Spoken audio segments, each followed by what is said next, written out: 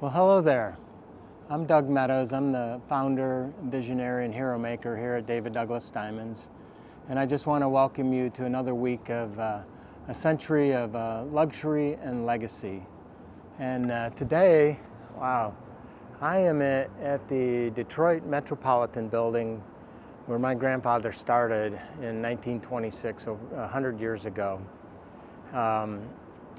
You know, I've got an old business card of his that all I have is a photograph of it, and it had the date April the 12th on there. And so this building has actually been turned into a beautiful hotel, and so I'm going to be staying. My grandfather was on the 9th floor in room 5, and I booked that room for the next couple of nights here, and got permission to come up here on the rooftop of the building to do my little podcast. And then in the background behind me is Tiger Stadium, known as Ford Field. There's actually getting a game getting ready to start here shortly, but I could not do my podcast from here, and so welcome. You know, this is really a surreal moment for me to be here and know that this is where my grandfather started. This building, back in its day, I'll try to get a few pictures of the lobby and different things, because they've restored it back to a lot of the original condition, and it is just beautiful. And a little windy up here today, but that's okay. You know, so when they designed this building, I think it was the 4th floor through the 10th floor that they actually ran compressed air up and gas lines up, so that because it was designed for jewelers, and you know, in order to have a torch or any type of you need the gas, and the oxygen or the air would help make the flame a little bit hotter. The downstairs was more like lobbies, and today, you know, they have meeting rooms down there. I think they're called like Cameo and Opal and things like that. So they've really embraced the fact that this building was designed for jewelers. I need to interrupt this broadcast to bring you a special message. As I have been hanging around here at the Metropolitan, this is my last day. We're checking out this morning. There's just so much here to share and show, so I wanted to just jump into the middle of my podcast here and just share a few things and show you a few things here. So let me get my camera turned around. All right, we got our camera turned around, and they've got these really cool pictures on the wall here. Try to get me out of the reflection. This is what it was, and this is what it became. So this is up on the rooftop. We went up there last night and just had a light dinner, and it's where I did the original podcast from. But it's just amazing that they took that mess and turned it into a beautiful facility. And then as we walk down this hall, we have another section here. This is like the entrance, and we'll actually be walking down this staircase here in just a minute.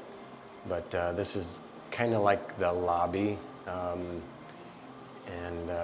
but I mean, they restored everything back to its original condition, and it's just beautiful. And then we got a couple more pictures here. We got this one, which again is up on the top floor. The whole top floor, they turned it into a beautiful restaurant. That staircase there goes upstairs, but they got it all fixed up, looking great right here. And again, it's just beautiful views up there and beautiful stuff.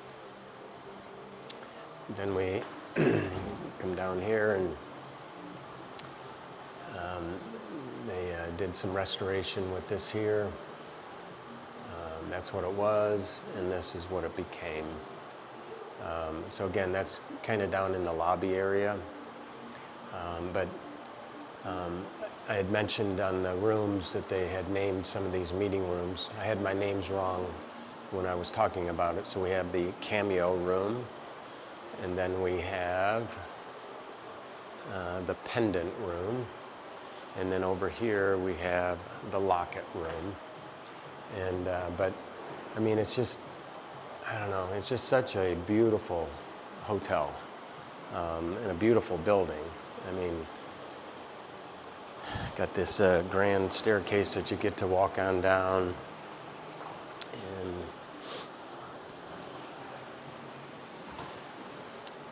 but they've just completely restored this place. I mean, just all the detail that they went into it, you know, replacing all the molding and doing all the different things. But I don't know, it's just a beautiful place, and it's just really neat to think that this is where my grandfather started, and you know, probably walked up and down these stairs and got to see the same things that he got to see.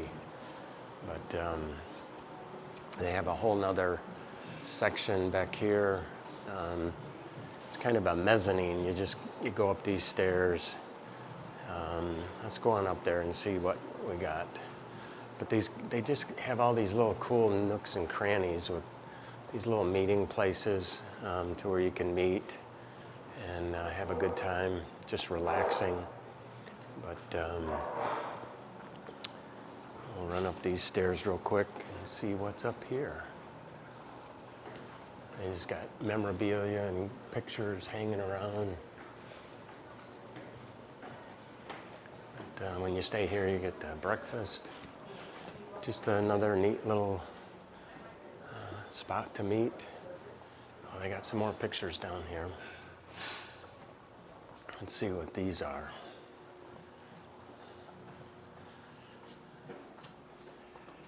Yeah, just looking again at the foyer or the entrance to the building there. And I think these are just duplicates of those other pictures we looked at upstairs.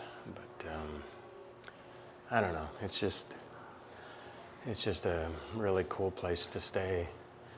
We've really enjoyed our time here, and it's time to head on home. So I'll return you back to the podcast, and we'll catch you a little bit later. You know, I've been trying to think what to share while I'm here, and I think what I want to talk about is just some of my memories of coming downtown Detroit, because I grew up maybe, 20 minutes from here. And then from there we moved out to the suburbs, out to Northville, Michigan. But we grew up in an area called Redford. It was on Lasher Road, in between 5 and 6 Mile.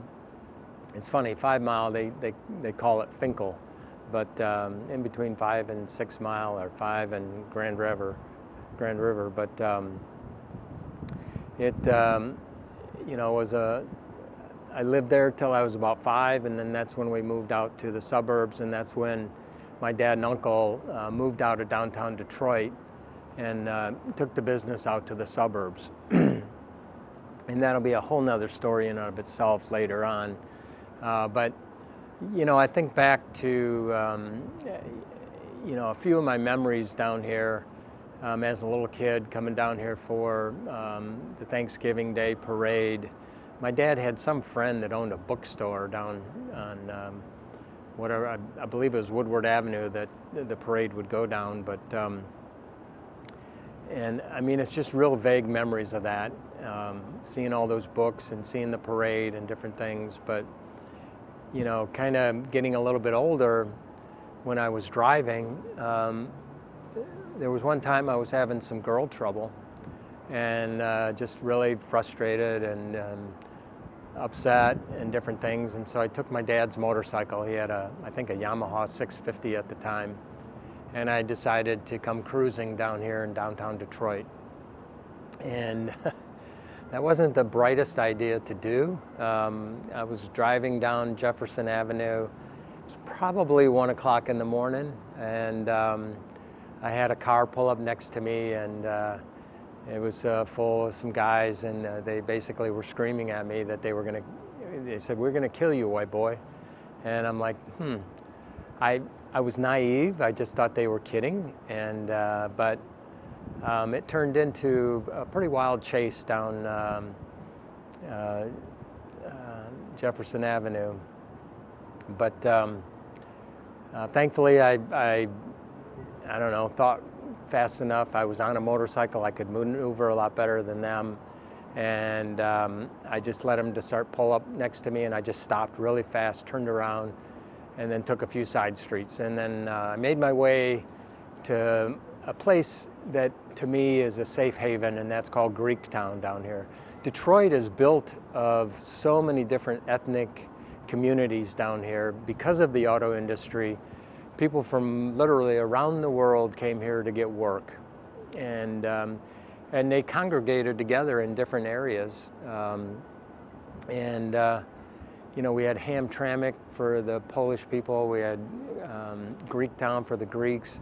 We had a little Chinatown. I mean, we had all kinds of really cool things. I mean, growing up, again, in the summertime, they would have ethnic festivals every weekend down on the river that were so much fun to go to and discover and experiment and try different cuisines and stuff. But Greektown was a real special place for me because when I was in like 9th grade or so, our church was down here for a conference. It was called Basic Youth Conflicts, Bill Gothard seminar. And for lunch, it was down at Coble Hall. And for lunch, we walked down to Greektown to get some lunch. And we went into this little bakery place, and they had locust. And my Sunday school teacher at the time was telling us about John the Baptist, you know, lived in the desert and lived off of locust and honey. And so we all had to try the locust, which was not the funnest thing to eat, but it was very memorable. And but Greektown is, I always try to, best I can, make a stop there when I'm in town and get me a good gyro. We love a little place down there called the Golden Fleece. It's still there after 40 some years, or I don't know how long it's been there, a long time. But we really enjoy going there. But you know, my grandfather was here for a few years. I don't know exactly how long, but not too long. And then from here, he moved about 3 or 4 blocks away to the Michigan Theater building. And but this hotel was completely restored, and it is gorgeous. There was, I watched this guy, he does a thing called the Build Show, and he talked to the architect and the construction company that did the restoration here. And I'll put a link to that in the video if you're interested in checking it out, because the restoration of this was amazing, and because it was really almost slated to be torn down, and I'm so glad that they repurposed it and came up with this cool idea to do this. But I don't know, it's just really exciting to be here this weekend, spend some time. Gonna go downriver and go visit my brother Danny, and then go see my Aunt Phyllis tomorrow, and stuff. So, you know, a little bit of family time, a little bit of reminiscing, and just taking a minute to share with you this beautiful facility. And but I guess that's all I got for this week. And so I look forward to sharing with you next week. I should be back home in Atlanta by then. I've been to Africa and here in Detroit, but we'll get back home and resume from there. But thanks for joining me on my journeys, and we'll see you next week. Bye now.